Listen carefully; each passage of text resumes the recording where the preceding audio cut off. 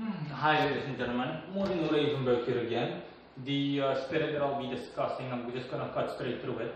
The spirit that I'll be discussing in today's video is one that is highly unsuspected by a lot of people. I'm going to discuss a spirit that is a thought form, so not specifically a pagan god. Let's just say just a thought form from Native American folklore called the Wendigo. Most people out there, I think, or at the very least vaguely familiar with the Wendigo, and they'll give you an answer along the lines of some kind of horrific creature that Indians or Native Americans believed in, or some Native American tribes, either in the US or other places in the world. But that's what people think about, you know. They just think about either North American Indian tribes having a belief. He's basically, bluntly put or roughly put, he is the boogeyman of Native American folklore, more or less. Yeah, based on what I know from the Wendigo, or what I know based on my own knowledge and just being alive, you know, as a human being, and from what I've heard and the information that I've seen online. Not that I went looking for it actively, but let's just say the videos that I've seen, many documentaries on the Wendigo, as well as pop media like horror stories and horror movies or horror TV series or sci-fi series that have had episodes in which the Wendigo has been highlighted. Based on all of that, what I know about the Wendigo is just like I said, the Wendigo is a malevolent creature, or it's painted as a malevolent creature within Native American folklore. And like I said, the belief is more upheld, from what I know, by Western Native Americans, so let's just say Indians or Native Americans living in North America, so Canada, the US, and whatnot. And yeah, most of them held an active belief in the Wendigo, or they have held an active belief in the Wendigo. And yeah, that is what the Wendigo is, okay? Appearing in the form of a kind of like a stag, or a creature with the head of a deer, specifically the skull of a deer, with antlers and everything, and the body of a human being, more or less, or a semi-human being with claws, something along those lines. That's what the Wendigo looks like, more or less. Yeah, and for the rest, that's just it. He is just the Wendigo is just a dark figure that will come to snatch you up if you either do something wrong, or if you do something along those lines. If you commit some kind of act as a Native American that is dishonorable, or something similar. That's what I know about the Wendigo. And as always, I am here to discuss the occult properties and or attributes of the Wendigo. The idea came to me after I was watching a video that I'm going to link in the description below, to a YouTube channel called Mythology and Fiction Explained. And I was just browsing videos, and while I was lying on my bed, and I was watching that video on the Wendigo, and let's just say past halfway of the video, there you go, the Wendigo just appeared to me. And I was skeptical at first, because I thought that the Wendigo was just a mythical creature, that it's not a thought form. That it was just a thought form. That the Wendigo was just a thought form. That the Wendigo was just a mythical creature, sorry. I mean, just a creature, literally. Not specifically a spirit or a thought form or any pagan entity. But yeah, the Wendigo does exist in a spiritual fashion or an astral fashion, and it is just that. The Wendigo is similar to a pagan god, okay? You can call him a malevolent or a dark pagan god, a chthonic pagan god, or just a thought form. I prefer the latter, since the Wendigo wasn't worshipped. Like I said, he's just, bluntly put, he's like the Native American boogeyman.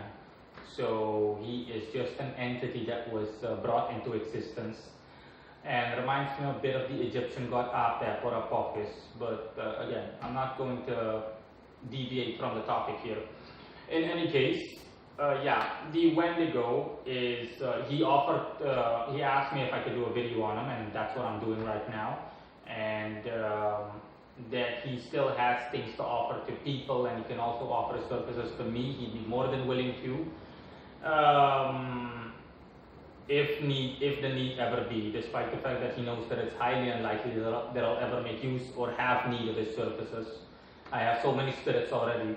But yeah, in any case, to cut down to the chase, that's just a description on what the Wendigo is like. The Wendigo's appearance, the way he appeared to me, is a creature with also a deer's head, a deer skull with antlers, but the body was more humanish with a robe, with him covered in a robe.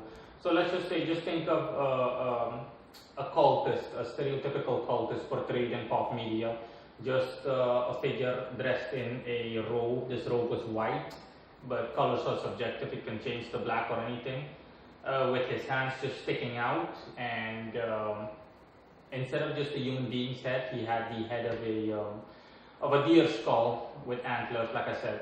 That's what the Wendigo looks like, generally speaking, and how he appeared to me too. He speaks with a shrill voice, so his voice does mirror or match his appearance. Okay, his voice is semi-shriekish. I don't know how to describe it exactly. That's the closest I can come to describing it. And in terms of what he has to offer, if any magician or occultist out there is seriously interested in working with the Wendigo, he is more than willing to help anyone practically that needs his services. But he is also destructive in nature. He is basically the anti-version of progress. He can disrupt progress or cause disruption and hinder progress, so basically regress anything or anyone or life or situation.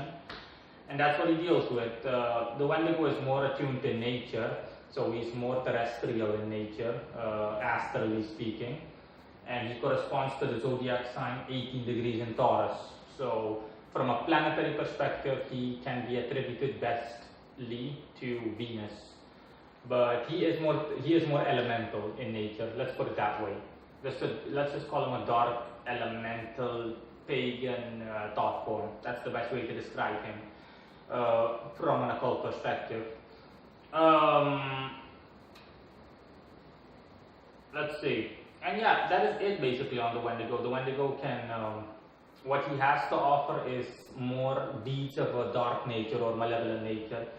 He can regress, practical examples are regressing someone's situation or life, harming someone by disrupting their life, by, for example, leading them to financial ruin, or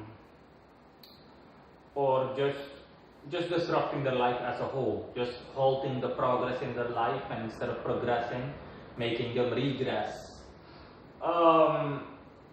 For the rest, the Wendigo has somewhat of a difficulty expressing himself, okay, in terms of action, what it is exactly that he wants from you, but that's not so much an issue, okay, that's a minor drawback.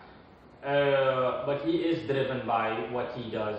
And last but not least, something that I did not expect, especially from a thought form like the Wendigo, he is exceptionally good as a specialty. He's exceptionally good at being detail conscious. He's very, very detail conscious. He doesn't overlook the smallest detail. If you want to help him if you want help from him, I mean, sorry. If you want him to help you or it to help you, whatever. And he'll just he won't overlook the smallest of details. He'll just give it all he's got, and he'll go to work very detail conscious, not overlooking the simplest of things, and not being sloppy at all, obviously, quite the adverse or the opposite.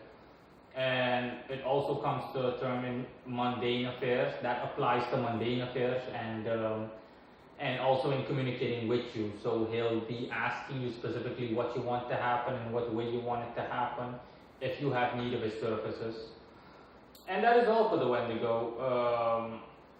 That's pretty much it on the Wendigo. For the rest, it all depends on the situation. He accepts everything if you want to give him a gift. Anything from material items to terrestrial items, nature-based items, so plants, rocks, you name it. From material goods that signify wealth, we're talking about money, precious metals, gold, silver, whatnot, you name it. And yeah, that is it on the Wendigo. So that's all. Thanks for watching.